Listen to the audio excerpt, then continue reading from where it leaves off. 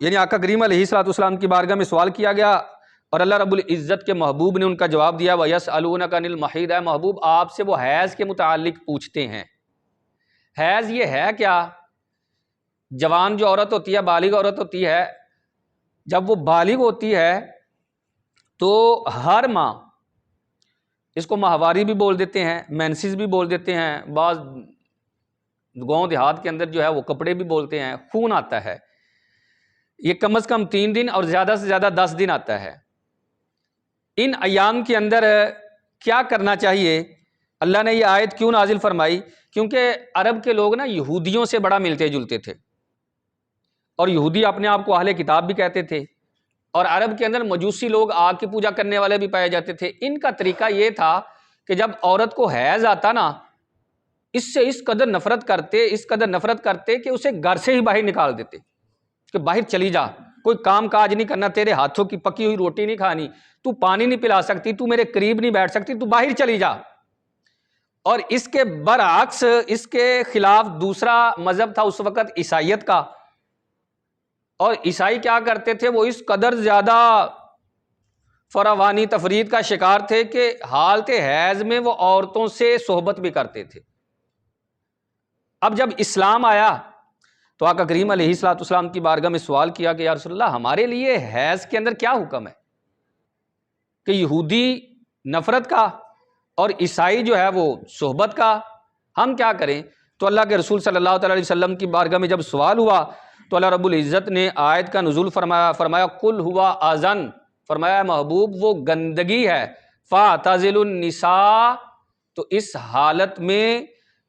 عورتوں سے الگ رہو،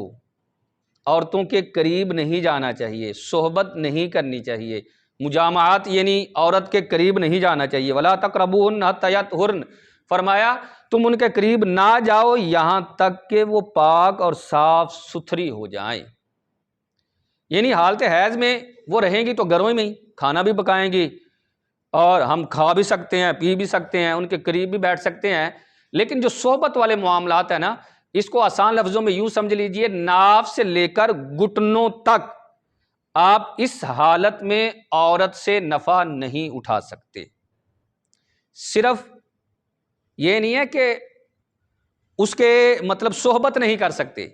ناف سے لے کر گھٹنوں تک اگر برہنہ جسم ہے تو آپ اس سے کوئی نفع نہیں اٹھا سکتے، وہاں ہاتھ نہیں لگا سکتے، دیگر معاملات نہیں ہو سکتے۔ اس کے علاوہ اگر آپ کو اپنی ذات پر کنٹرول ہے، آپ سمجھتے ہیں کہ میں کنٹرول کر لوں گا، تو بوسو کنار ہو سکتا ہے، لیکن بوسو کنار سے اگلی سٹیج پر جانے کی اجازت نہیں ہے کہ آپ مطلب حالت حیض میں جو ہے وہ معاذ اللہ وطی کریں، صحبت کریں، ایسے کرنے کی اجازت نہیں ہے۔ بلکہ علماء اکرام نے تو یہاں تک ارشاد فرمایا، کیونکہ اسے اللہ رب العزت نے فرمایا ہے اذن، گندگی ہے، اور جب حیض کی حالت میں انسان جو ہے وہ عورت کے قریب جاتا ہے تو اس سے عورت کو بھی تکلیف ہوتی ہے اور مرد کو بھی دیگر امراض جو ہے وہ لاحق ہو جاتے ہیں، اور بالفرض اگر نطفہ ٹھہر جائے تو جو اولاد پیدا ہوتی ہے،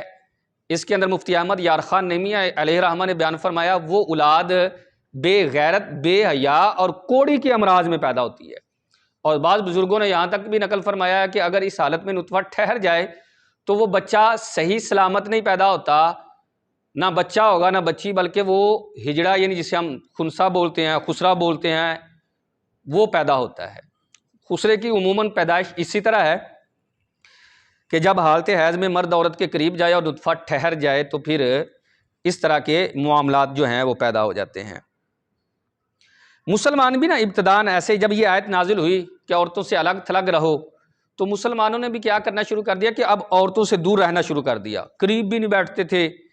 تو جو گاؤں دیہات کے رہنے والے عرب تھے وہ آقا کریم علیہ الصلوۃ والسلام کی بارگاہ میں حاضر عرض کیا، رسول اللہ صلی اللہ تعالی علیہ وسلم آپ نے فرمایا حالت حیض میں عورتوں کے قریب بھی نہیں جانا، ہم جو ہے غریب لوگ ہیں اور گاؤں دیہات میں بڑی سردی ہوتی ہے، اور سردی ہے تو مطلب ہم دو دو ہو کر سوتے ہیں،